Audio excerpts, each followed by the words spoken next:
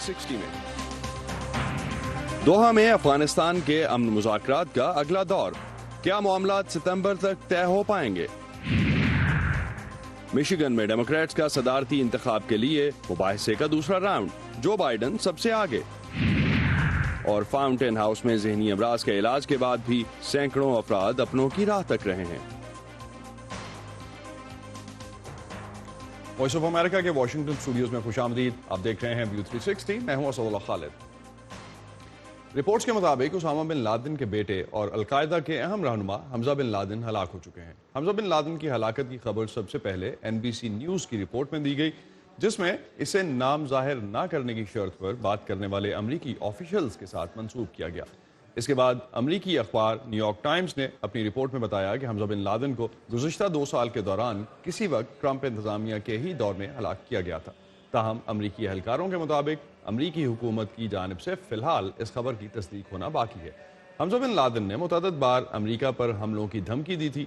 अमरीकी महकमा खारजा ने हमजा के हवाले से किसी भी तरह की मालूमात देने के लिए $10 लाख का इनाम रखा था। अमरीकी नुमाइंदे खुसूसी ज़ल्मे खलीलजाद पाकिस्तान में मुख्तसर क़याम के बाद दोहा में तालिबान रहनुमाओं से बातचीत का अगला दौर शुरू कर रहे हैं। दूसरी जानिब तालिबान की जानिब से इस उम्मीद का इजहार किया गया है कि अमरीका के साथ अमन माहिदा तय पा सकता है। वॉइस ऑफ अमेरिका से गुफ्तगू में तालिबान के नुमाइंदे ने इस उम्मीद का इजहार किया है कि अमरीका के साथ गैर मुल्की फ़ौज के इनखला पर मुआहदे का इम्कान मौजूद है, जबकि ज़ल्मे खलीलजाद ने भी कल अपनी ट्वीट में कहा था कि उन्होंने अफगानिस्तान में अपना इंतहाई कामयाब दौरा मुकम्मल किया है, जिसमें अगले इक़दामात का तयन किया गया है। इसी बारे में मजीद जानते हैं अपने नुमाइंदे अमान अजहर से, जिन्होंने इसी बारे में साबिक अमरीकी सफारतकार रॉबिन रॉफेल से वाशिंगटन में गुफ्तगू की। अमान, सितंबर तक तालिबान से मुआहिदा तय पा जाने के हवाले से जो खबरें हैं उस पर रॉबिन रॉफेल ने कुछ कहा, क्योंकि कुछ एक्सपेक्टेशंस इस हवाले से हैं और सर्टनली एक टाइम स्लॉट भी नज़र आता है, तो विद इन अ मंथ ये हो सकता है। देखिए, इस हवाले से यहाँ पे जिन लोगों से मेरी बात हुई, इंक्लूडिंग रॉबिन रेफल के, उनका कहना ये है कि ये शायद एक थोड़ी सी गलतफहमी है इस हवाले से। एक तो ये कि ये बात मद्देनज़र रखना ज़रूरी है कि 40 साल से ये तनाज़ा जारी है, जिसकी वजह से जितने भी स्टेक होल्डर्स हैं उनके अंदर एक डीप सीटेड एक दूसरे के बारे में मिसट्रस्ट पाया जाता है, जिसको एकदम से ख़त्म करना मुमकिन नहीं है। उसके अलावा इसकी एक रीजनल डायमेंशन भी है, जिसके अंदर बेशुमार ममालिक हैं जिनके अपने अपने मफादात हैं अफ़गानिस्तान के हवाले से। तो ये उसके अलावा सिस्टम्स अफ़गान धड़ों के अंदर जो मफाहमत की गुफ्तगू है वो इट्सेल्फ एक प्रॉब्लमेटिक बात है, जिस पर गुफ्तगू आहिस्ता आहिस्ता चल रही है। तो ये तमाम चीज़ें हैं जिसके अंदर रहते हुए एक कॉशियस ऑप्टिमिज़म पाया जाता है यहाँ अमेरिका में लोगों के दरमियान, तज्ज़ियाकारों के दरमियान। और इस हवाले से जब मैंने यही सवाल रॉबिन रेफल के सामने रखा, जैसे आपने कहा, तो उनका एग्जैक्ट इस हवाले से क्या कहना था, आइए ज़रा उसको भी सुन लेते हैं। I think there's been some misunderstanding of what this September 1 deadline is. मेरे ख्याल में सितंबर की डेडलाइन से मुताल्लिक कुछ गलतफहमी मौजूद है। इसका मतलब ये नहीं है कि मुफाहमती करारदाद पर दस्तखत और मामलात हल हो जाएंगे। ये दरअसल एक फ्रेमवर्क की बात हो रही है जो अगले इक़दामात का तयन करेगा। इसमें अमरीकी फौज के इनखला से मुताल्लिक औकात कार और किन हालात में ऐसा होगा शामिल होना जरूरी है। बशमूल तालिबान की जानिब से किए गए वादे कि अफगानिस्तान को दीगर दहशतगर्द ग्रोहों की अमाजगाह नहीं बनने दिया जाएगा।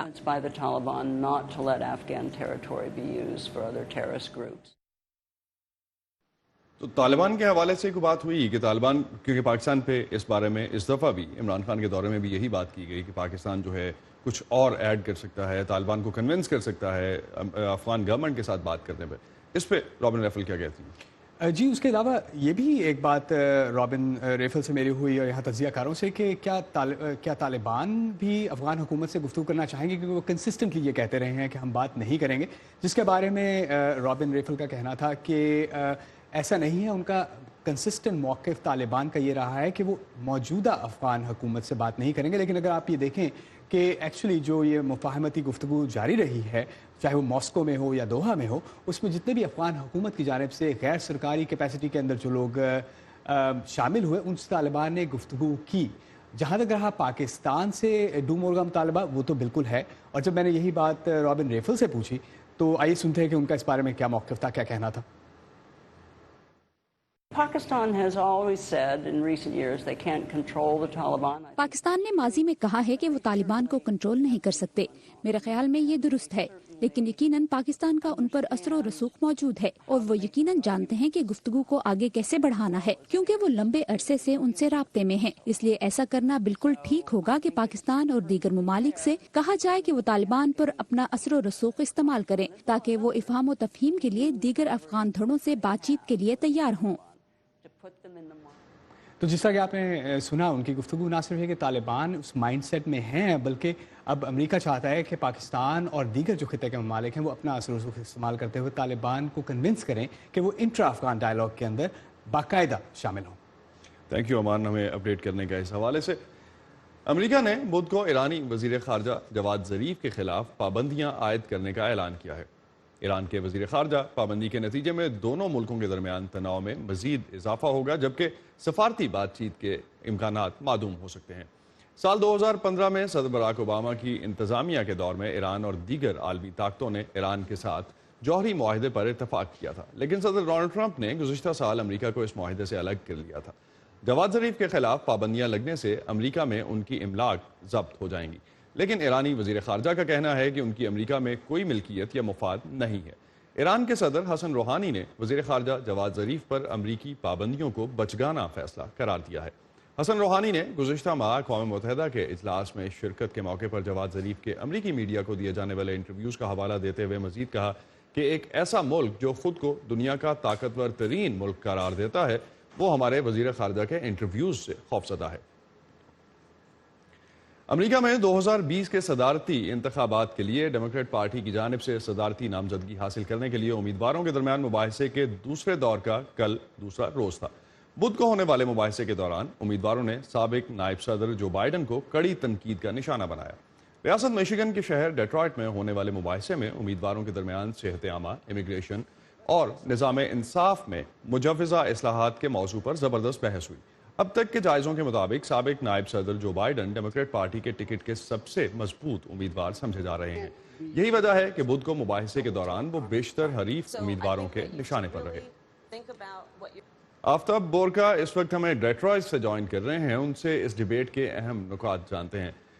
Thank you Aftab. इमिग्रेशन कवानीन और पॉलिसी पर काफ़ी बहस हुई है कल, किस उम्मीदवार के मौक़िफ़ को ज़्यादा पसंद किया जा रहा है? जी ऐसे जैसे कि आपने बताया कि फॉर्मर वाइस प्रेसिडेंट जो बाइडन इस वक्त भी सबकी अटेंशन का महवर मरकज बने हुए थे और लिटरली कल वो सेंटर स्टेज थे और यही एक्सपेक्ट किया जा रहा था कि उन पर उनकी जो मुख्तलिफ पॉलिसियाँ रही हैं पास में भी और सदर ओबामा के साथ भी, उस पर उनको तनकीद का निशाना बनाया जाए, जो कि एग्जैक्टली ऐसा ही हुआ। बाकी जो दूसरे कैंडिडेट थे जो पोल्स में इस वक्त लो कैटेगरी में पोल कर रहे हैं, उन्होंने उनको कड़ी तनकीद का निशाना बनाया, लेकिन इस बार जो बाइडन पहली डिबेट के मुकाबले में काफ़ी प्रिपेयर्ड नज़र आए। अपनी पॉलिसियों को उन्होंने काफ़ी बेहतर तरीके से इस बार डिफेंड किया और इमिग्रेशन पॉलिसी ख़ास करके काफ़ी ज़ेर बहस आई कि उन्होंने ओबामा एडमिनिस्ट्रेशन में रहते हुए लाखों की तादाद में इलीगल इमिग्रेंट्स जो कि अमेरिका में मौजूद थे उनको डिपोर्ट किया। प्रेसिडेंट बाइडन का करंट सिचुएशन में प्रिटी मच वही मौक़िफ़ है जो बाकी कैंडिडेट्स का है कि इस वक्त जिस तरह इमिग्रेंट्स को ट्रीट किया जा रहा है, खासकर इलीगल इमिग्रेशन को मैक्सिकन बॉर्डर पे जिस तरह ट्रीट किया जा रहा है, बाज़ औक़ात में फैमिलीज़ को सेपरेट किया जा रहा है, उनका कहना ये था कि ये बिल्कुल गैर इंसानी रवैया है जो कि अमरीकी इक़्तिदार के ख़िलाफ़ है और तमाम कैंडिडेट्स का ये कहना था कि इसको बेहतर तरीके से डील करना चाहिए। कुछ कैंडिडेट्स का ये कहना था कि इलीगल इमिग्रेशन को अलाउ नहीं करना चाहिए, लेकिन कुछ का ये भी कहना था कि ये इलीगल इमिग्रेशन जो कि गैर कानूनी तौर पर अमेरिका में दाखिल होना जो कि एक जुर्म है, उसको जुर्म ना करार दिया जाए, उसको डीक्रिमिनलाइज किया जाए। फॉर्मर वाइस प्रेसिडेंट बाइडन का ये कहना था कि ये जुर्म ही रहना चाहिए, लेकिन जो लीगल इमिग्रेशन का प्रोसेस है अमेरिका में उसमें बढ़ाना चाहिए। लेकिन तकरीबन तमाम कैंडिडेट्स एक बात पर तो इत्तेफाक करते हैं कि इस वक्त जो सदर ट्रंप की एडमिनिस्ट्रेशन जिस तरीके से इमिग्रेशन को डील कर रही है वो बिल्कुल गैर इंसानी है और अमरीकी इख्तियार के खिलाफ है। आइए देखते हैं उन्होंने क्या कहा। मेरे ख्याल से हम सब इस बात पर इत्तेफाक करते हैं कि यहाँ कोई ऐसा उम्मीदवार नहीं है जो कभी भी किसी बच्चे को अमरीकी सरहद पर उसके वालिदैन से जुदा करेगा और मौजूदा इंतजामिया अमरीकी अवाम के नाम पर यही काम कर रही है। Number one, we can no longer allow a white nationalist. سب سے پہلی بات یہ کہ ہم وائٹ ہاؤس میں ایک سفید فارم قوم پرست کو مزید رہنے کی اجازت نہیں دے سکتے. دوسری بات یہ کہ ہمیں امریکہ کو ایک محفوظ پناہ گاہ بنانا ہے جو وہ ہمیشہ سے ہے. So, Mr. President, میں امریکی صدر کو ایک بات سمجھانا چاہتا ہوں. ہمیں اس ملک سے محبت ہے. ہم اس کو چھوڑ کر نہیں جا رہے. ہم ہمیشہ یہی رہیں گے اور اس ملک کو یقیناً آپ کے ہاتھوں میں نہیں چھوڑیں گے. آفتاب، کتنا ڈائیورس ہے یہ جو پول ہے امیدواروں کا جو کہ کانٹیسٹ کر رہا ہے، جو ڈیبیٹس میں شامل ہو رہا ہے، کتنا ڈائیورس پول ہے اور کتنی ڈائیورس اوپینین ہے ان کی مختلف ایشوز پہ؟ جی بالکل، کل رات کی جو ڈیبیٹ تھی جس میں 10 کینڈیڈیٹ تھے، وہ سب سے ڈائیورس گروپ ہے ڈیموکریٹس کا. اس میں 2 کینڈیڈیٹس ایسے ہیں جو سیاہ فام ہیں، بلیک کمیونٹی سے تعلق رکھتے ہیں. ایک کینڈیڈیٹ ایسے ہیں اینڈرو یانگ، جن کے والدین تائیوان سے امریکہ آئے تھے کافی سالوں پہلے، وہ خود امریکہ میں بورن ہوئے ہیں. ایک کینڈیڈیٹ ایسی بھی ہیں جن کا مذہب ہندوازم ہے، جن کا تعلق ویسے ہوائی سے ہے، لیکن ان کی والدہ جو ہیں ان کا تعلق ہندوازم سے ہے اور وہ بھی ہندوازم کو پریکٹس کرتی ہیں. ایک کینڈیڈیٹ ایسے ہیں اولیان کاسٹرو، جو کہ پریزیڈنٹ اوباما کی ایڈمنسٹریشن میں رہے ہیں، جو کہ میکسیکن ساؤتھ امریکن ہیریٹیج ہے ان کی. تو بہت ہی ڈائیورس پول ہے اور آئیڈیاز بھی کافی ڈائیورس ہیں. انفیکٹ ہیلتھ کیئر کے حوالے سے مختلف ان کے آئیڈیاز ہیں، جس کے مطابق کچھ لوگ جو ہیں امریکہ میں رہنے والے تمام لوگوں کو فری ہیلتھ کیئر دینا چاہتے ہیں. وائس پریزیڈنٹ جو بائیڈن کا یہ موقف ہے کہ وہ بھی اس بارے پہ اتفاق کرتے ہیں کہ تمام امریکیوں کو یہ رائٹ ہونا چاہیے کہ ان کو ہیلتھ کیئر ملے.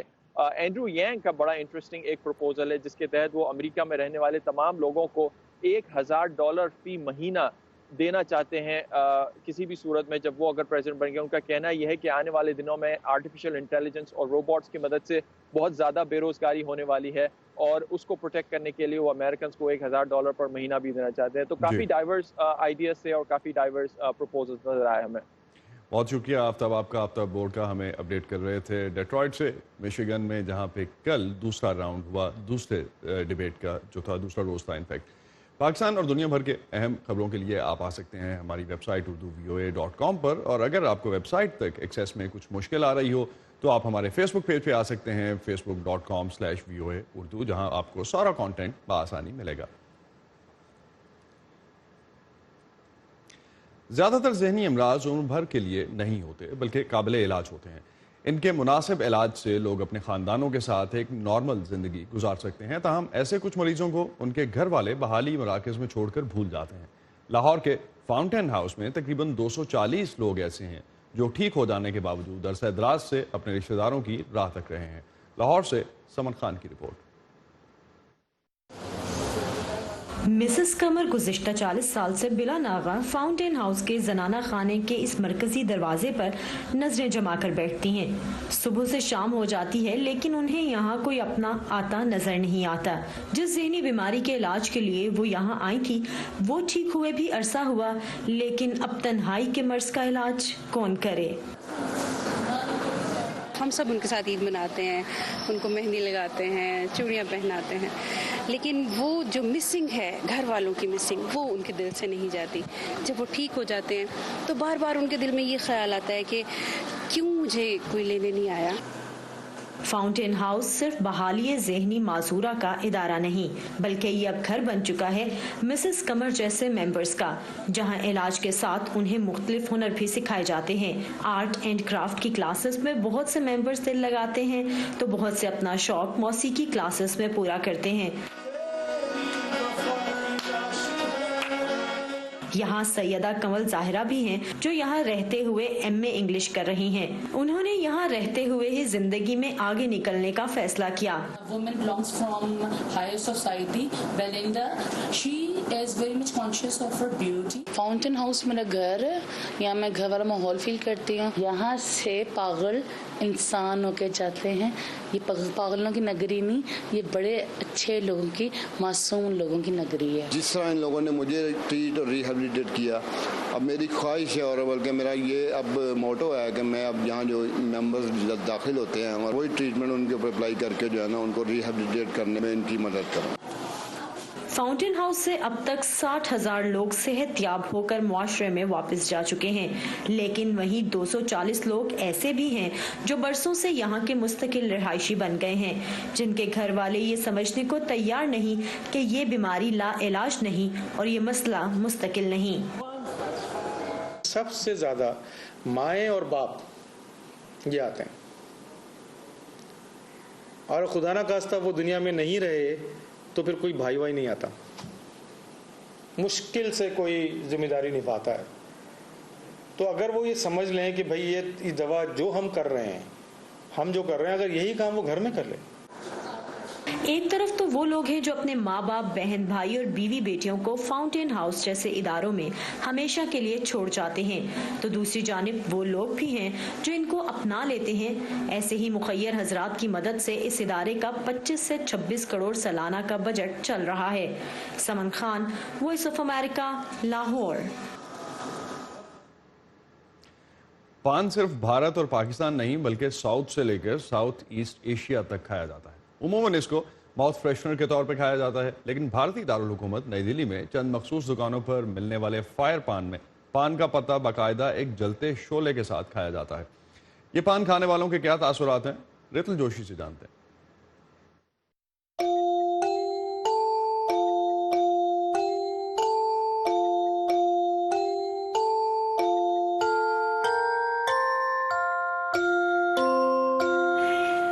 کناٹ پلیس کی یہ مشہور پان کی دکانیں بھلے ہی 70 سال پرانی ہیں، لیکن جدید زمانے کی پسند کا بیڑا بنانے میں یہ استاد ہیں. اس کی سب سے بڑی مثال ہے ان کا فائر پان.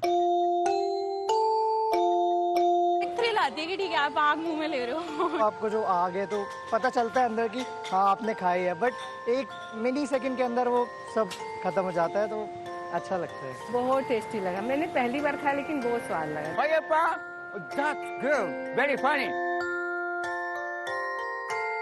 نارمل میٹھا پتا رہے گا. گلوکن چھوارا جو میٹھا پان میں آئٹمس ڈلتے ہیں وہ ہو گئی، چٹنیز ہو گئی فلیورڈ کی، وہ رکھ دیا ہم نے. ٹھیک ہے، پھر ہم نے ہلکی سی آئس رکھ کے براس رکھتے ہیں، اس کو فائر کیا اور ایک دم سے آپ کو کھلا دیں گے. فائر پان میں ڈلنے والا براس کفور کی ایک قسم ہے. ویسے تو یہ منہ کے چھالوں کی جلن کم کرنے کے لیے پان میں پڑتا تھا، لیکن اب یہی پان میں آگ لگا رہا ہے. پان والوں کا دعویٰ ہے کہ اس سے کوئی نقصان نہیں ہوتا. کتنا فیمس ہو رہا ہے، اگر منہ جلتا کسی کے اوپر کوئی پان نہیں کھاتا.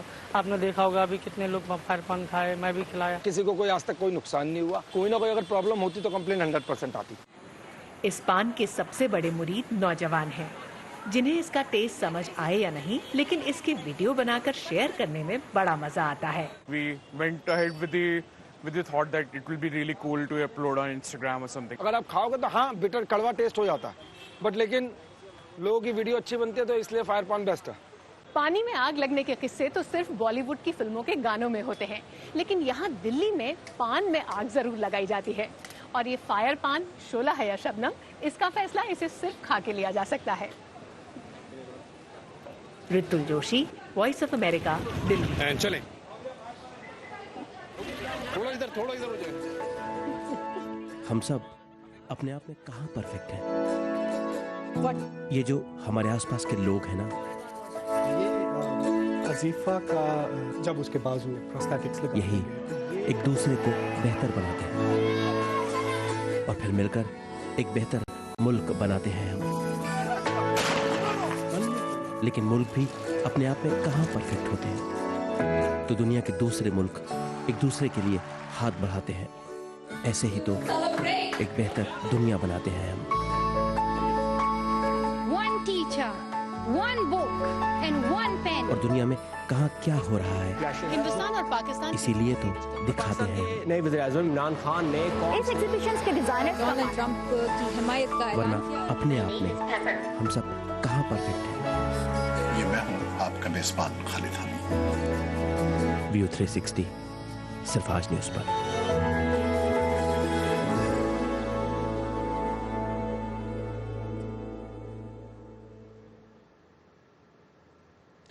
اپولو 11 کے چاند پر اترنے کی 50 سالہ سالگرہ پر جہاں اس خلائی سفر کی کامیابیوں کو یاد کیا گیا، وہیں عوام کو یہ بھی یاد دلایا گیا کہ ایک عرصے سے national aeronautics and space administration یعنی ناسا امریکہ سے کوئی خلاباز خلا میں نہیں بھیج رہا. ناسا کے خلائی تحقیق اور سفر کے لیے کیا منصوبے ہیں، یہ جاننے کی کوشش کرتے ہیں اس رپورٹ سے. الاباما کے پرفضا مقام پر دھات سے بنے اس غیر معمولی بڑے کنستر کے ڈیزائن میں کچھ چیزیں جانی پہچانی ہیں. یہاں خلائی ٹیکنالوجی کا بہت سا ورثہ موجود ہے. लेकिन इसे दोबारा इस्तेमाल हो सकने वाली फिक्स्ड विंग तारीखी स्पेस शटल को मदार में भेजने के लिए इस्तेमाल किए जाने का इरादा नहीं। इसे 2011 में रिटायर्ड कर दिया गया था, जब नासा की जानिब से किसी अमरीकी खलाबाज को आखिरी बार खला में भेजा गया था। इस वक्त नासा के मार्शल स्पेस फ्लाइट सेंटर में जिस चीज पर काम हो रहा है वो एक नए स्पेस लॉन्च सिस्टम या SLS की बुनियाद है। तारिकन ब्रायन ऑडम कहते हैं कि ये एक बड़े स्पेस लॉन्च सिस्टम का हिस्सा है जो एक नए ओरियन कैप्सूल को खला में भेजेगा। आप जो पीछे देख रहे हैं वो माया ऑक्सीजन SLS व्हीकल्स के ऑक्सीडाइजर्स के लिए किया जा रहा है, ताकि देखा जा सके कि आया ये लॉन्च के वक्त शदीद दबाव को बर्दाश्त कर सकता है या नहीं। हम यकीनी बनाना चाहते हैं कि हमारे मॉडल ठीक हैं और अब तक तो सब ठीक लग रहा है। मार्शल स्पेस फ्लाइट सेंटर पर एक मर्तबा टेस्टिंग मुकम्मल होने के बाद इसका मकसद सिर्फ केप कैनावेरल से खलाबाजों को मदार में वापस भेजना ही नहीं, बल्कि इसके मकासद इससे भी बड़े हैं।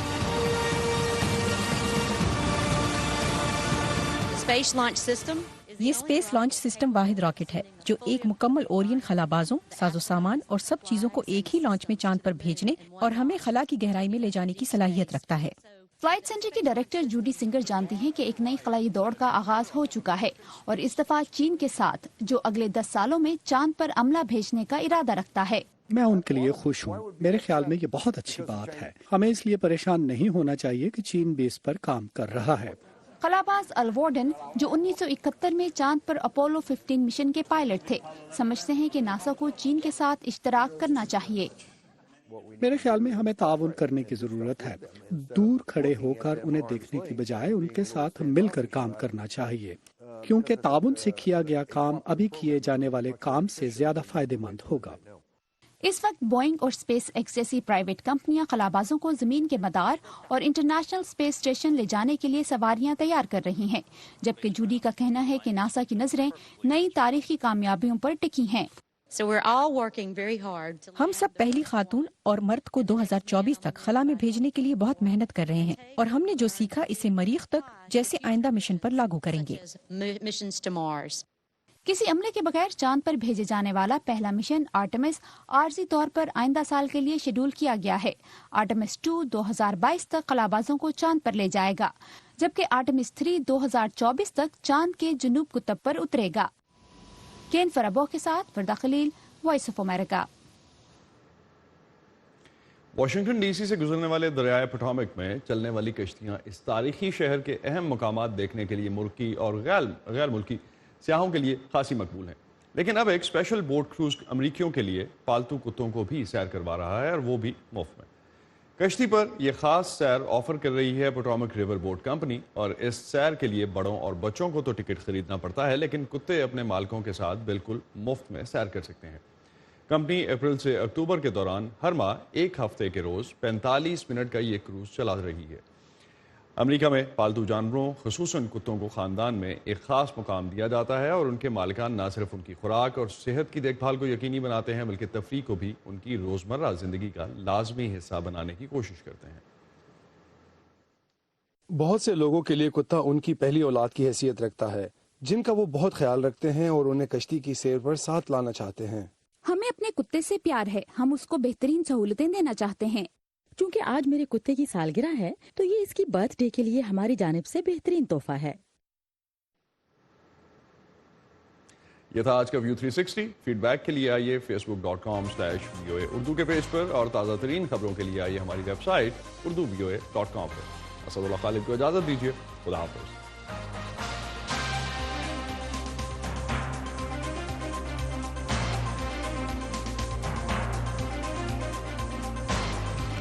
ताज़ा तरीन खबरें, अहम वाक़यात, ऑडियो वीडियो रिपोर्ट्स और तज्ज़िये देखने, सुनने और पढ़ने के लिए डाउनलोड कीजिए VOA उर्दू की नई ऐप। खबरें अब हर वक्त आपकी मुट्ठी में।